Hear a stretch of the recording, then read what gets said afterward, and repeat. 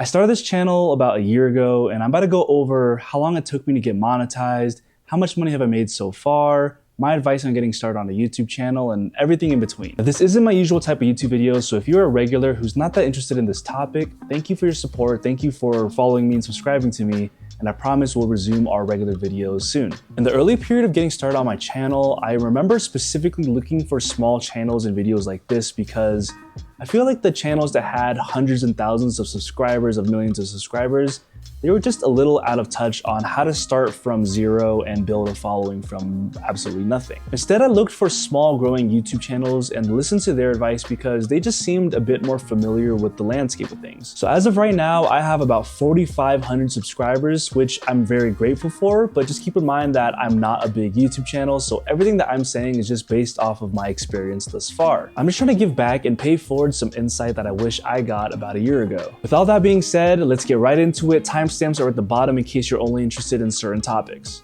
So how long did it take for me to get monetized? In case you didn't know, YouTube requires long-form content creators to have 1,000 subscribers and 4,000 watch hours before they're eligible to apply to the YouTube Partners Program. The first video that I published was on November 13th, 2022, and I got the email to become a YouTube partner in October 2023, so almost exactly a year. And keep in mind that I reached 1,000 subscribers way back in April, but it took me all the way until October before I hit those watch hours. And for complete transparency too, I had one video absolutely skyrocket my channel into having 18,000 watch hours, and without that one video, I'd still only be at 3,000 watch hours. And I will address having one video carry my YouTube channel in a later part of this video. You can skip to that right now if you want to, there's time segment is there, but I do encourage you guys to watch this all the way through because it'll give you guys context to what I'll talk about. So it took me 5 months to hit 1,000 YouTube subscribers, and it took me about 11 months to get the watch hours. Now the next question everyone wants to know is, how much money have I made? This question isn't as straightforward as you think it might be, but I will be as transparent as possible. So as of filming this video, I've made about $650 since I was monetized and eligible back in October. So $650 over the course of 2 months. And again, a large portion of that revenue, about 96% of that revenue, comes from that one video that absolutely blew up. Again, I'm gonna address that in the next part of this video. Also keep in mind that even though I have a $650 revenue based off of the metrics, right? It's actually a net loss because I paid $60 a year for Canva, $120 a year for Epidemic Sounds, and I bought a camera, bought a microphone, bought some lights and other gear. Overall, it's a net loss. Now that one video that grew rapidly stabilized, right? It's having very, very consistent and not as much views as it was before. So now that I'm looking at my analytics, I'm getting about $1 per day of revenue on my channel. $1 a day might sound bad, but I'm actually pretty happy about it because that's gonna cover my Canva membership and that's gonna cover my Epidemic Sound membership, and I'm pretty stoked about that. I was able to buy a camera, buy a microphone, and buy my lights and other gear because I was donating plasma to pay for it. And even though it was a net loss financially on my YouTube channel, it was still worth it for me because I got a lot of fulfillment from making these YouTube videos. I got a lot of joy out of making these YouTube videos. So it was worth every single dollar that I spent, and it was worth every liter of plasma that I donated. I do hope that this channel continues to grow, and one day maybe I can make enough money to just invest back into the YouTube channel without having to worry about, donating plasma or spending money out of my own pockets. It might take a while for me to get to that point, but that's something that I wanted to talk about, which is really making sure that your expectations of making money on YouTube are settled down. It might not be what you think it is, especially when you consider all the time it took me to script, record, and edit my YouTube videos.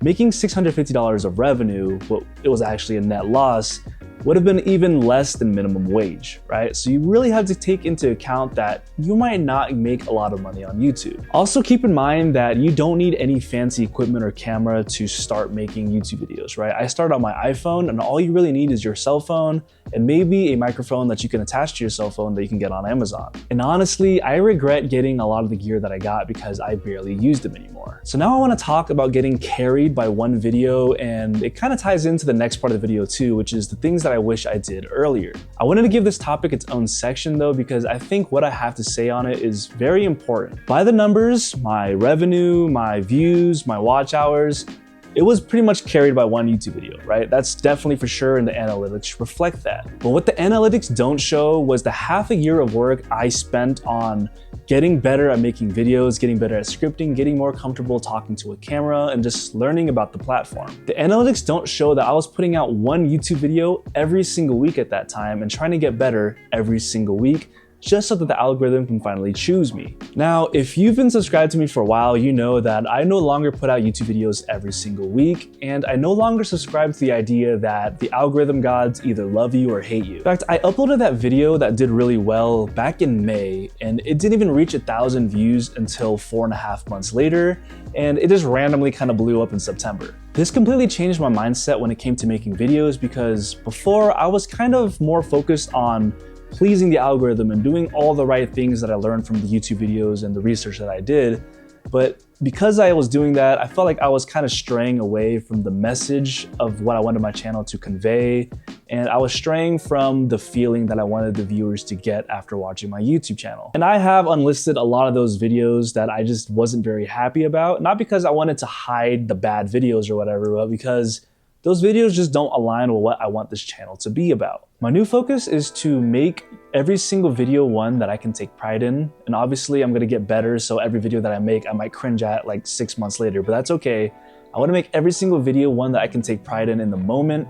And also, I want it to actually align with my channel's values. That way, when another video does take off, it'll be one that I can actually take pride in. Not to say that I didn't take pride in the other one. And I'm starting to think that that actually might be the name of the game, right? Make a catalog of videos that are good, that you can take pride in, and that you get better with making every single video that you put out, and eventually you will hit. And if a video does hit, right, your views on all the other videos that you have will grow, and your base views will grow as well. Before, my base views, the views that I was just kind of used to getting, were about 300. And even though I did feel grateful for the 300 views, after that one video did really well, my base views became more around like 800-900 to 1,000 per video. And I'm really happy about that, and I'm really grateful for that. And if I continue to try and get better with every single video and put out videos more consistently, my channel will grow, which means that our community will grow. And not only will the community grow, but it will grow with people that have values that are aligned with the channel's mission and values that are aligned with all my viewers, right? And maybe that's what people mean when they say building a community through your YouTube channel. To add on to what I was just talking about, this next section is just things that I wish I did from the very beginning. One thing that I wish I did from the very beginning was to be free and create the content about the topics that I wanted to create them in, but within the confines of what the viewer actually wants to watch. My approach to making videos was very egocentric in the very beginning of my channel, right? So I was just focused on what I wanted to make, and I didn't really care about what the audience might actually want to see. Making a video that I can take pride in and making a video that I actually enjoy making is still very important to me. But it's also important to actually provide value to an audience if you want to grow a channel. And lately, I've been finding a lot of stimulation, a lot of enjoyment trying to find that middle ground. Another thing that I wish I did from the very beginning was work on my storytelling and really embracing my unique perspective. If you think about it, a lot of the information that's passed around social media is kind of the same, right? But what makes it unique and what makes it different are the stories and perspectives that you can share along the way. If you're watching this video, you're somebody with a very unique one-of-one perspective, right? We all are. And that's what makes us us and not everybody else. If you guys have been along for the ride on this YouTube channel so far, you guys would know that there's been a lot of different formats, a lot of different kinds of videos, a lot of different things that I've done, just because I've been experimenting and trying to find what I feel the most comfortable with and what allows me to actually showcase, the different aspects of what I like and who I am as a person, right? So I love working out, I love running, I am a medical student, I have a lot of other different interests, and I wanted to find a way to kind of combine all of that. I spent hours trying to research how to grow a YouTube channel, and everyone always says, niche down, niche down, niche down. But honestly,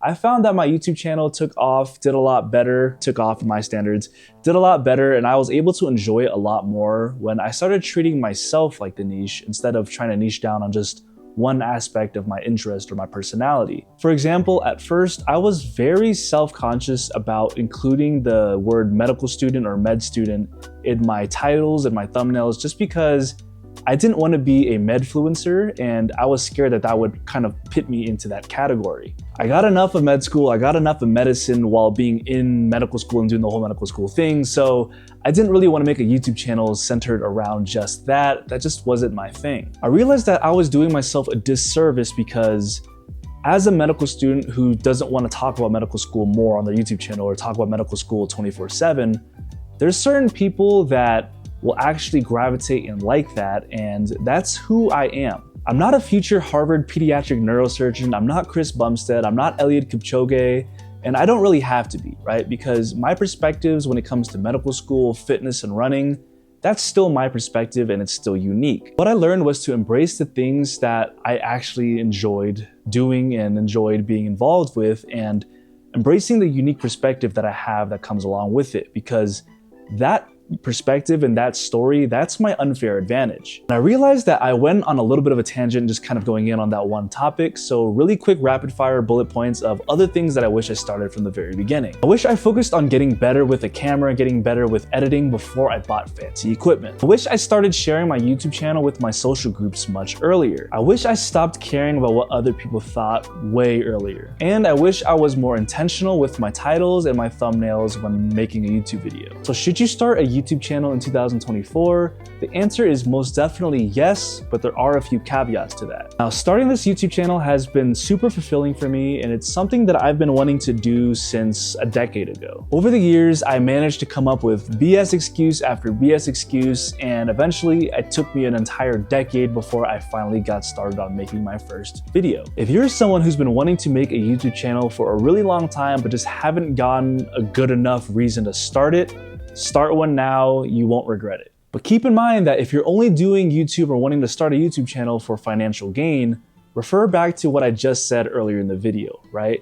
I did a whole year's worth of YouTube video making, a whole year of putting in a lot of hours and sweat and effort into growing this channel, and I had a net loss. The financial gain might not really be there right away. Even though I'm planning on putting in a lot more work and growing this YouTube channel, and I do intend to do better next year, I'm not gonna tie finances as a metric of success for this YouTube channel, because who knows? It might be another year before I'm able to ride the algorithm train again. It might be 2 years. Now, of course, the more videos you put out, the higher quality of the videos you put out, right? The more work you put in, the surface area that you develop in order to get lucky and ride the algorithm train will grow.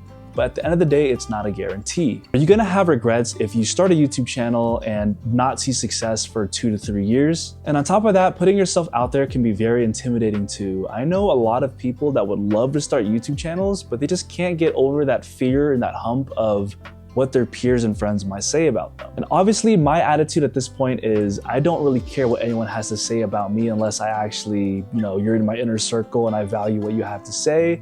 But I will admit that in the very beginning, I was very self-conscious and I was a bit insecure about what other people might say about me, because starting a YouTube channel can be a very different thing to do. Now, do you think starting a YouTube channel will help you get over this fear, or do you think that it's gonna end up eating you alive? That is a question that you have to answer for yourself, and be honest. I think anyone that wants to start a YouTube channel should, but I think they should also consider their expectations when it comes to what they expect out of, starting a YouTube channel and the timeline it might take for it to actually take off. It's different for everybody. If you've been wanting to start a YouTube channel, if you just recently started a YouTube channel, or if something's been stopping you from starting a YouTube channel, I'd love to hear about it. So go ahead and leave a comment down below about what your YouTube channel will be about, what's been stopping you guys. I would love to check out your guys' YouTube channel. Let's build a little community for ourselves here, and I'll see you guys in the next video.